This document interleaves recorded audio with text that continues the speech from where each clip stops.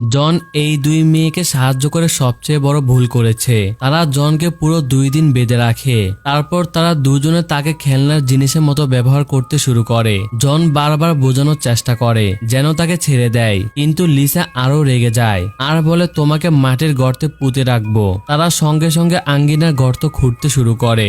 জন বুঝে যায় এবার সে আর বাঁচবে না। সে প্রাণপণে ট্যাবলেট টেনে বের করে আর ভয়েস কমান্ড দিয়ে কল করার চেষ্টা করে, কিন্তু তখন তারা ফিরে আসে আর তাকে ধরে ফেলে। লিসা কিছু না বলে শুধু ট্যাবলেটটা কুড়িয়ে নিয়ে বাইরে ছুঁড়ে ফেলে দেয়। জন পুরো ক্লান্ত হয়ে যায়, কিন্তু মেয়েরা যেন পাগলের মতো তাকে খেলনা ভেবে কষ্ট দিতে থাকে। হঠাৎ একটা ডিম মেঝেতে পড়ে ফেটে যায়। ভিতর থেকে বের হয় একটা পিস্তল। তারা সেই বন্দুক জনের দিকে তাক করে, তারপর তাকে ছেড়ে দেয়, কিন্তু একটা শর্ত রাখে, যদি 30 সেকেন্ডের মধ্যে পালাতে পারে তবে ছেড়ে দিবে। গণনা শুরু করতে জন বিন্দু মাত্র না ভেবে দৌড় দেয়। রান্নাঘর থেকে একটা ছুরি তুলে নেয় আর ভাবে এখন সে পালাতে পারবে, কিন্তু বাগান পেরোতেই একটা ঠেলা গাড়িতে ধাক্কা খেয়ে পড়ে যায়। উঠার আগে লিসা বন্দুক হাতে নিয়ে চলে আসে।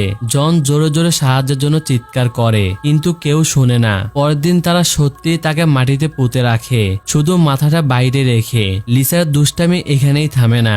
সে জনের মুখে কাপড় গুজে দেয়, তারপর একটা মূর্তি তুলে ভয় দেখাতে শুরু করে। জন শুধু চিৎকার করে যেতে থাকে। লিসা আরো পাগল হয়ে যায়। মূর্তিটা আরো উঁচু করে তার জমে যাওয়া মুখের দিকে তাকিয়ে থাকে।